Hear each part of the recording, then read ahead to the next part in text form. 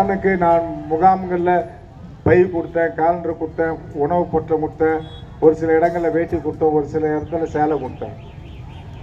ஆனால் இஸ்லாமியருக்கு நம்ம எதுவுமே செய்யலையேன்னு இந்த ரம்ஜான் துவங்கிய உடனே 30,000 குடும்பங்களுக்கு இந்த வேலூரில் மட்டும் சைதாப்பேட்டையில் கொடுத்தோம், பொன்னவட்டத்தில் கொடுத்தோம்,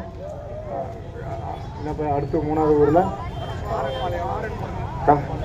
ஆரன்பாளையம், கசப்பா, 3 இடத்துல 2,500 7,500 குடும்பங்களுக்கு 2 கிலோ பாசுமதி அரிசி கொடுத்தேன்.